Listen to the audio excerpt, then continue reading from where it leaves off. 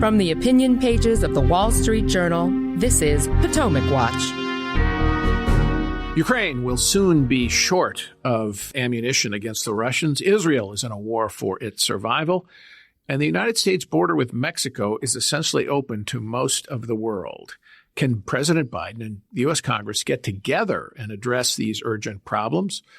Or will more gridlock prevail? The stakes are high for the reputation of American democracy, not to mention Ukraine, Israel, and the border. Welcome. I'm Paul Gigot, here with my two colleagues, Alicia Finley and Kate Batchelder-Odell. And we're going to talk about where this stands. Just the background here, President Biden has asked for $106 billion for Ukraine, Israel, and a smaller amount for the Pacific Theater. The U.S. House responded by passing $14 billion for Israel in return for cuts to the Internal Revenue Service, but nothing for Ukraine. The Senate is negotiating in a bipartisan way a package that would include Ukraine aid along with some other changes to U.S. immigration law that would do more to slow the flood of migrants into the U.S. Let's listen to Senator James Lankford, Republican of Oklahoma. We're going to do this all together. That's been the agreement that, again, from the White House originally, it asked for all these things to be together. We have agreed to do all these things to be able together. We can get this done by the end of the year. There's a reason that this hasn't been done in decades, because it's hard. It's very technical work, and there's a lot of challenges that are in it. And anytime you deal with border security, there are a lot of complicating features in this. So we're going through very, very detailed work, very, very detailed law. But the most important thing is to be able to get this right. The American people, whether Republican, Democrat, or independent, just want a secure border. I don't run into many people that want no immigration. They just want legal immigration. People want a legal, orderly process, not the chaos that we currently have on our southern border. That shouldn't be too tall of an order to be able to fulfill. So that's a fairly optimistic reading of where things stand, Alicia, but I'm not sure that that is, in fact, exactly where things stand right now, because the reports are coming out of the Senate now that the bipartisan discussions have broken down. And what's the reason for that? Where are the obstacles? Well, Democrats right now are blaming Republicans for demanding too much, that they want everything in the H.R. 2, which was a very comprehensive bill that passed the House. So it would have mandated or would mandate E-Verify for all employers. So they would have to confirm the legal status of the workers. It would have provided funding and would have required the government to build about 900 miles of physical barriers, would require migrants to seek asylum at ports of entry rather just than anywhere across the border. It would have overruled the Flores Agreement that limits child detentions, would have reinstated remain in Mexico. But the Senate negotiators on the Republican part, they were actually just homing in on a few provisions, namely limitations on the president's ability to grant parole, which has been abused. Actually, to be honest, the Trump administration used parole too.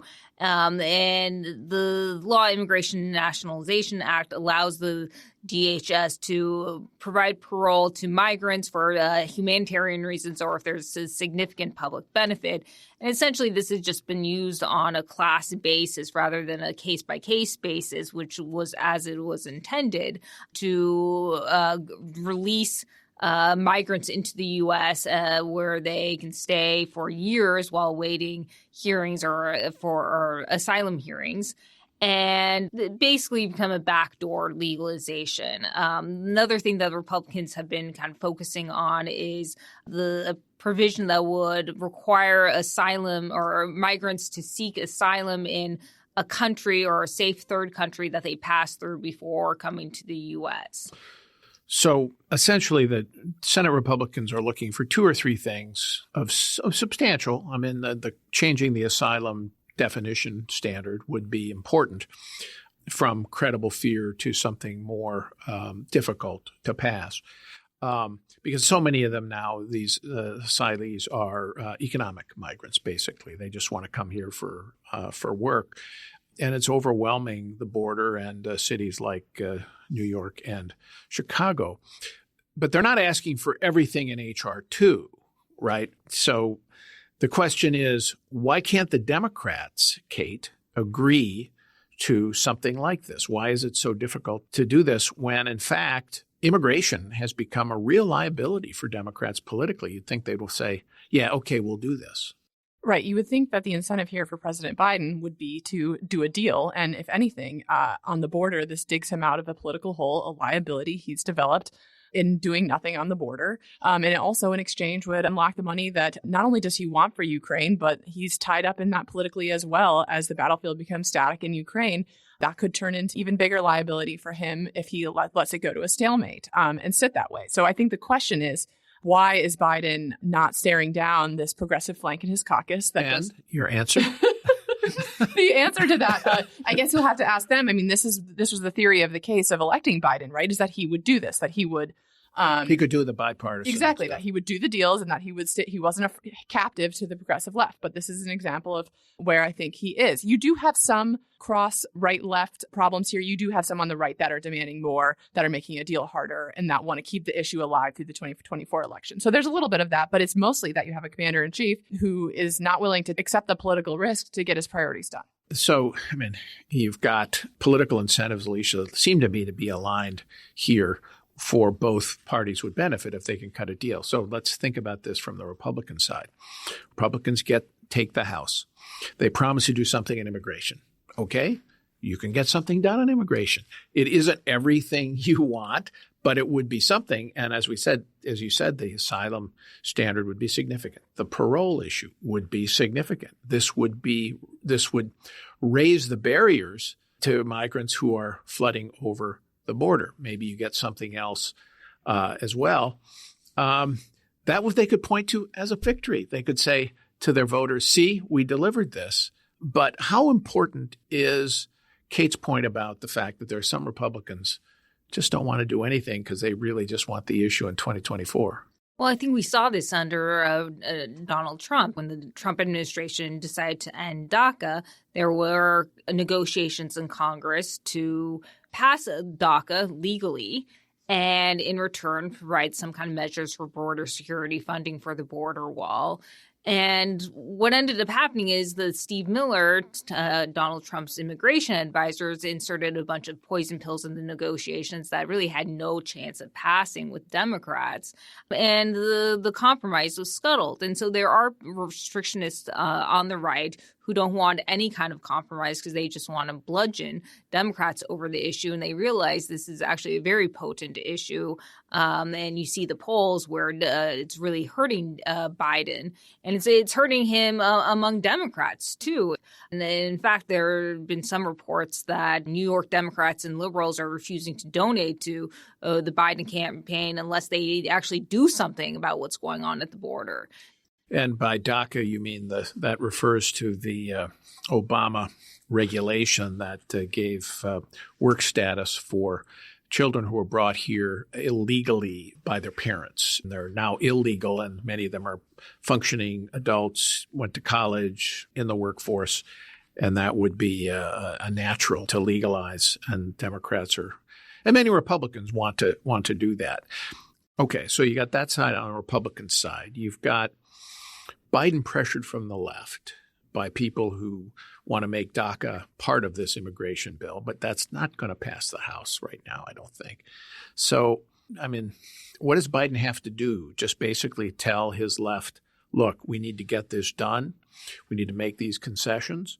Chuck Schumer, the Senate Majority Leader, looks like he's going to bring up the president's legislation without any immigration reform this week and try to pressure Republicans and say, see, you're responsible for not passing Ukraine aid and Israel aid if you fail to support it. Is that going to work?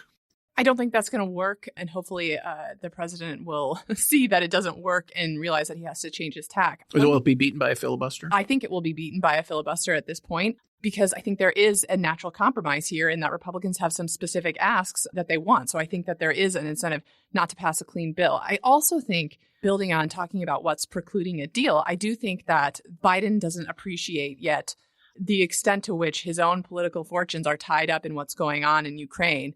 And I don't think he's still gone out and made the public case for why this money that he's requested for Ukraine, this $106 billion, about $60 billion for Ukraine, why it is urgently needed. We did see a letter from the White House today about, hey, look, we're running out of Ukraine funding and it's going to be a dire situation. But I still don't think that the Biden administration appreciates how politically costly that could be for them. I think there is still some impulse that, hey, if Republicans scuttle this deal in Congress, we'll blame them. The press will cover for us, and it won't reflect on us. I don't think that's accurate. I think the president will pay a real cost if the situation continues to deteriorate in Ukraine and we're unable to continue providing weapons packages as the new year hits. Jens Stoltenberg, the NATO alliance chief, warned that the world should be prepared for bad news from Ukraine going forward because it's not gone well here of late. And I talked to somebody who met with Zelensky a couple of weeks ago who said Zelensky was very candid about saying that, in fact, they'd had the worst month of the war. Israel's need is less urgent, but they could use some help too. And I think your point about Ukraine and the political fortunes of Biden is very important because if, let's say, this whole thing in Congress crashes and burns, nothing gets done. Biden looks tremendously weak. He can't carry this into Congress. And Ukraine then says, aha, we're going to be having to scramble to come up with arms. The Europeans might be able to help with more, but they're under pressure too with their arms supplies. So if things then take a terrible turn in Ukraine and Russia looks to be on the march, this has been an important part of Biden's presidency, backing Ukraine, Alicia. And if he can't, and if it all blows apart and Ukraine looks to be losing, yeah, he can point to Congress and say, see, you did it. But I don't think he escapes, at the very least, a large part of the blame. Right. And I think it also provides a signal, just like the retreat from Afghanistan and the debacle there, and arguably emboldened Russia. And you could see China, seeing what's happening. And if Ukraine ends up on the retreat, maybe China sees it as a signal, hey, well, maybe this is a good time to, not just saber rattle, but take advantage of the weakness, both Biden's weakness and Congress's inability to get its act together and to make a move on Taiwan. I mean, you never know. But you're right that Biden has invested a lot of political capital in Ukraine. This is kind of like the good war. He's really tried to rally public support. And if it ends up going south on him, I think the public will interpret that as, his own incompetence and his own lack of leadership.